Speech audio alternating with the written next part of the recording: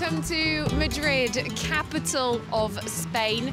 The city lies around 600 kilometers to the west of Barcelona, but is, of course, at the very heart of this story.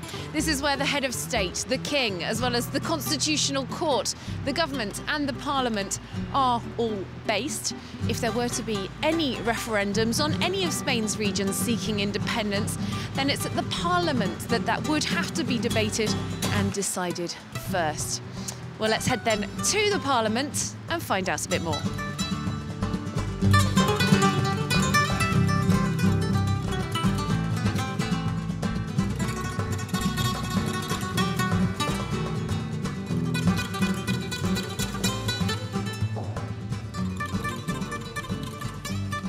Well, you join us in the lower house of the Spanish Parliament, looking at some rather impressive paintings of kings and queens of Spain throughout the years. We're here to meet a member of the Partido Popular of Mariano Rajoy, Pablo Casado. Thanks for being with us. Thanks you. Really nice to meet you. A spokesperson for the party, in fact. Well, you're the perfect person to answer our questions then. The question of independence for Catalonia, or any other region, in fact, keeps coming back to Article 2 of the Constitution. It guarantees the indivisibility of Spain. Now, we know that more than 90% of Catalans validated the Constitution in '78, but times have changed, opinions have changed. Isn't it just time to loosen up the Constitution? Well, I think constitutions usually remains. For example, the American constitutions, it has been there for 3 centuries, and it has several amendments. That's why we're supporting. We can improve our legal system, but without just throwing them in the bin. And what we are saying is that the nuclear part of our constitution, like the French one, for example, is that Spain is a country based on the national sovereignty, so that all the citizens are equal in law and also in obligations. And even our constitutions allow to divide a part of the country.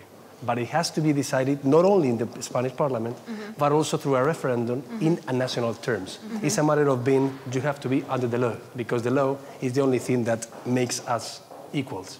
If we look at the wider situation today, with where separatist sentiment has come to, how much there is in Spain, it does seem to have grown perhaps out of a succession of weak or fragile governments that needed to make pacts with the regions and in exchange giving them money and also power over things like education. There is a sense for many people that that has helped to contribute to a rise in separatist sentiment, and the central governments have in fact created this situation in a sense.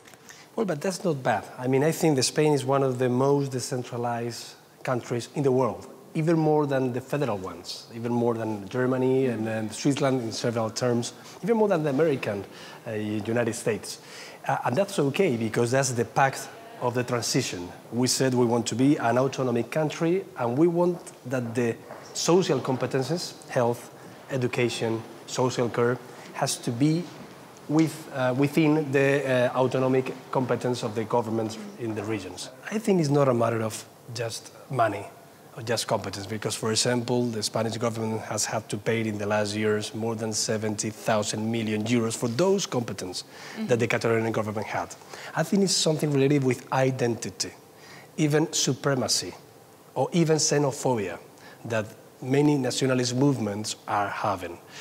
We Europeans know that those behaviors are not good at all.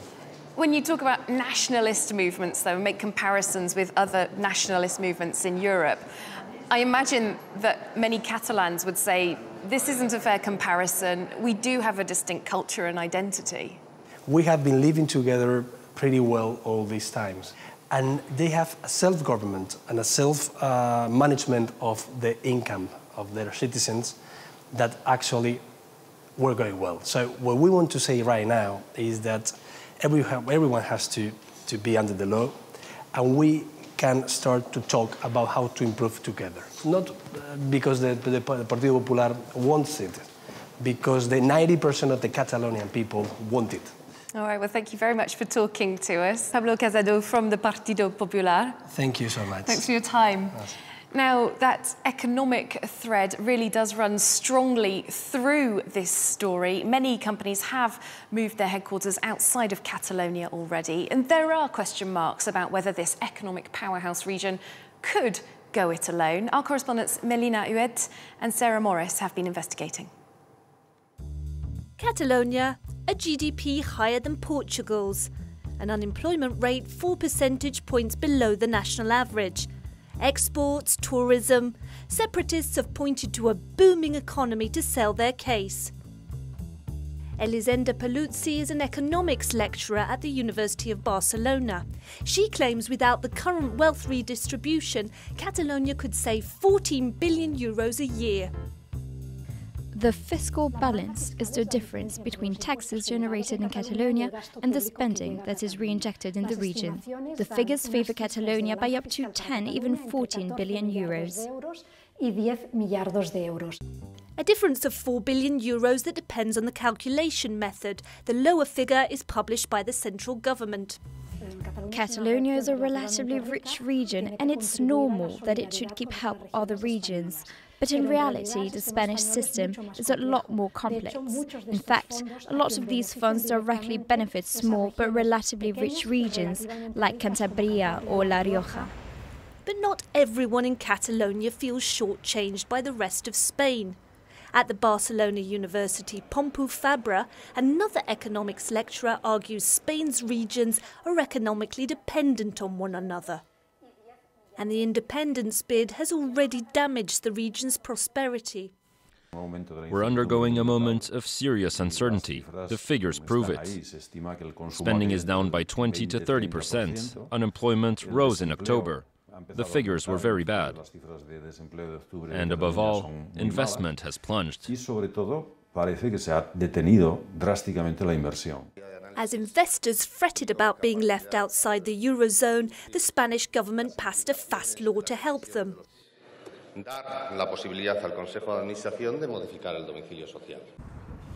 move was a lifeline for businesses like cement maker Molins.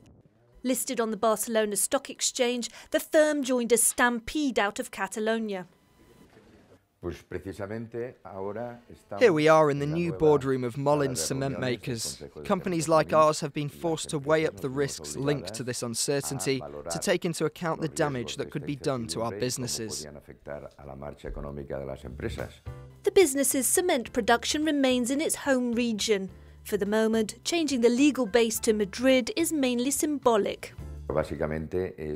Basically, it's about ensuring stability for all our suppliers, shareholders, clients and employees, of course. Since the referendum, more than 2,800 Catalan companies have relocated to another Spanish region.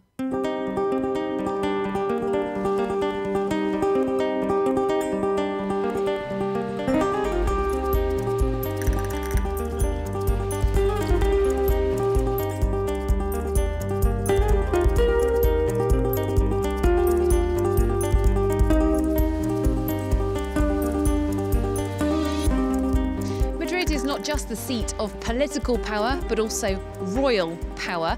We are at the Royal Palace, the official residence of the royal family, even if they prefer to actually live further on the outskirts of Madrid. It's a historic location. Where better to come and speak to a member of Spain's oldest political party, the Socialists. Alejandro Cercas, very nice to meet you. Nice to meet you, madam. Oh, you're a former member of the European Parliament, in fact. Yes. Well, I'd like to get the perspective from you of the Spanish Socialists on the Catalonia question. In this critical moment, this critical political situation for us, the key point is the democracy, is the respect of the rule of the law, respect our constitution, because it's the basis of our peace, our future, and then for us we need absolutely restore the respect of our constitution. What about this question of identity? Is it possible to be Catalan or Galician or Basque or whatever, and Spanish and European? for me, is clear. But I think also, happily, the most important number of the Catalan also want to continue to be Catalan, but at the same time Spanish and European. This kind of mind of the nationalist, the 19th century, is in this time of the globalization, is one thing I don't understand. And even more, if a minority want absolutely by force to broken the right of the other people in Catalonia, because there are millions of the Catalans who want to be continue to be Spanish and European. Now, I know that some members of the Spanish Socialist Party have put forward the idea that the Basque country's model of autonomy could be a sort of a solution for Catalonia, more autonomy than it currently has, but not full independence. Can you explain why that could be a solution for you? The nationalist Basque are able to have the agreement and to make compromise. On contrary, the nationalist Catalan won't absolutely have 100% of his demand, and they want, and happily you see, to be independent. And that is not possible to find a point of in common. But on contrary, the nationalist Basque, they are able to discuss with us and to find an agreement. And will be very, very, very good lesson for the Catalonia, see what's happening in Basque country. They are able to find us good solution for them and also for the Spanish people. Just one final question then. Do you believe that the experience with Catalonia could inspire other regions to try and make a bid for independence as well? That is a big problem. If the same way of the Catalonia became the way for the other region in Spain explodes. But not only in Spain, perhaps in other countries of Europe will be the same question. We are in a time when we are working to destroy all kinds of border. No new border, no new division. We are in front of us a new world, a world of the globalization.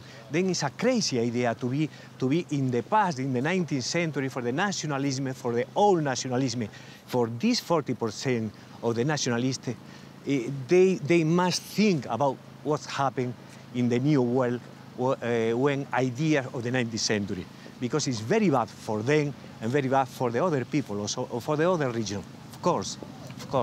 Well, thank you very much for giving us your point of view, Alejandro Sacas from the Spanish Socialists. Very interesting. Nice to meet you. And we have, in fact, been looking into the question of whether Catalan independence could inspire independence in other regions of Europe. Alix Le Bourdon from France 24's Europe team has been investigating. For the staff of the Lombardy government representation in Brussels, a strategic day begins. Falco is discussing the latest details of a project that would see a new office for this large railway company in northern Italy being set up here. And this is the core of their work here at this little piece of Lombardy in the heart of the Belgian capital, promoting their region to the European institutions. Regione Lombardia, buongiorno. In a referendum held at the end of October, the people of Lombardy voted largely in favour of greater autonomy for their region, just 3 weeks after the Catalans. But the comparison stops there. We do not talk about independence like in Catalonia. We talk about the independence of managing funds that should be spent by the region. About 1/3 of the EU budget is devoted to the regions. We, the regions, think of a united Europe, one Europe with regional autonomies. And the states, at this historic moment, think that Europe is 27 states. So where is Europe? We think that Europe is the Europe of regions. In Belgium, the NVA has always campaigned for the independence of Flanders. At the beginning of October, this MEP brought a Catalan flag to the hemicycle here it is, yeah. to show his support. And in the end, we see two relevant levels, political levels, which are important for us. That is the Flemish democracy, the region, and of course the European one. And the in-between level of the Belgian context will become less and less important. In Brussels, it is this institution that is the voice of Europe's 274 regions. For its president, The Catalan example is not the one to follow. The vast majority of European regions do not dream of waking up one morning as independent states. But many regions want to improve their status and evolve. But situation without an immediate and apparent solution, like Catalonia, casts a shadow over all these evolutions. A unique case in Brussels, this building houses representations from 4 different European regions. Today, the president of the French Nouvelle Aquitaine region welcomes her German, Polish and Italian counterparts for meetings. Around the table are very different powers depending on their regions, from Germany's federal system of powerful Länder to the French regions. In France, we are in a situation that remains very centralised. So the plight of a French region like ours would be better if we had more financial autonomy to carry out these policies. Well, far removed from the independence movements that are testing the European Union today.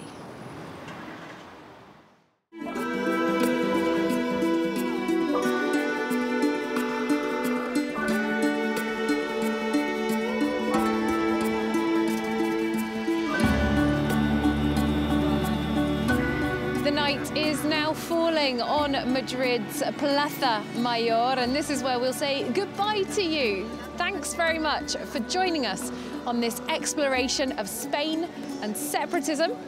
We hope to see you very soon here on France 24 for more shows from all around Europe.